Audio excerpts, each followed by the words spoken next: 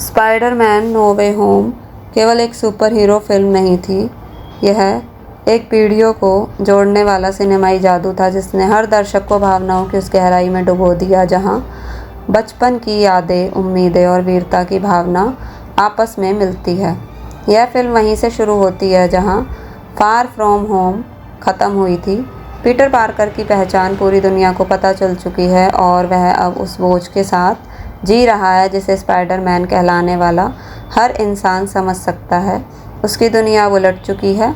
MJ और नेड भी उसके इस रहस्य का हिस्सा बन चुके हैं और अचानक हर चीज़ से उसका नाता छूटता जा रहा है। जब पीटर अपने दोस्तों का भविष्य खराब होता देखता है तो वह डॉक्टर स्ट्रेंज से मदद मांगता है, लेकिन जादू जब दिल से जुड़ी इच्छा के साथ मिलता है तो मल्टीवर्स की दीवारें टूटने लगती है। यही इस फिल्म की शुरुआत है, एक भावनात्मक उथल-पुथल जो एक विस्मयकारी महाकाव्य की ओर ले जाती है। जैसे ही मल्टीवर्स खुलता है, दर्शकों को वह मिलता है जो दशकों से सपने जैसा था, टोबे मैगुइर और एंड्रयू गारफील्ड के स्पाइडरमैन का वापसी। लेकिन यह कोई चालाक कैमियो नहीं था, बल्कि एक गहरी भावनात्मक भूमिका थी जो इन पात्रों को फिर से परिभाषित करती है। हर स्पाइडरमैन अपने अपने दर्द, अपनी जिम्मेदारियों और अपनी हार के साथ आता है। टोबे अपने खोए हुए अंकल बैन और एमजे की यादों में लिपटा, एंड्रयू अपने ग्वेन को ना बचा पाने के दर्द के साथ टूटा हुआ, और टॉम हॉलैंड का पीटर जिसने अभी अपनी आंटी में को खो दिया है। इन तीनों के मिलन में न केवल सुपर हीरो की एकता दिखाई देती है, बल्कि एक इंसान की मजबूरी, कमजोरी और उसकी अंतहीन उम्मीद भी झलकती है।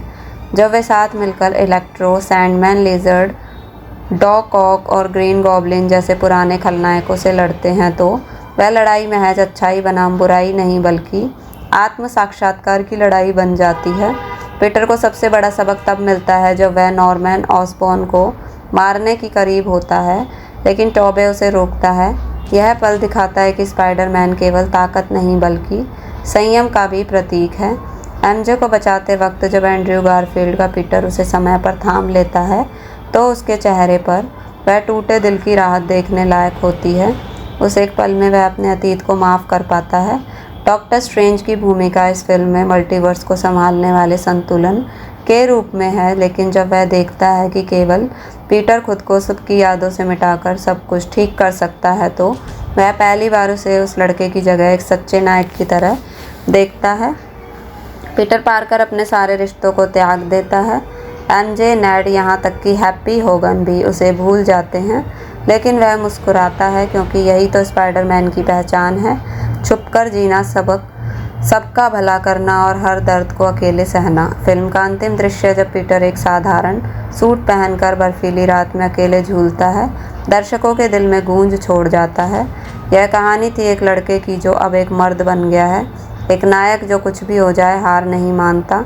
स्पाइडरमैन नो वे होम एमसीयू की सबसे इमोशनल फिल्म है जिसने मल्टीवर्स के दरवाजे खोलकर अनंत भावनाओं को जन्म दिया, लेकिन साथ ही यह भी दिखाया कि चाहे कितनी भी दुनिया हो, असली हीरो वो होता है जो अपने दर्द के बावजूद दूसरों के लिए लड़ता है।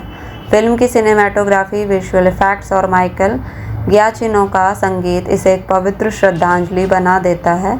स्पाइडरमैन के इतिहास को यह फिल्म नई पीढ़ी के लिए उम्मीद है, पुरानी पीढ़ी के लिए स्मृति और सिनेमा के लिए एक मील का पत्थर।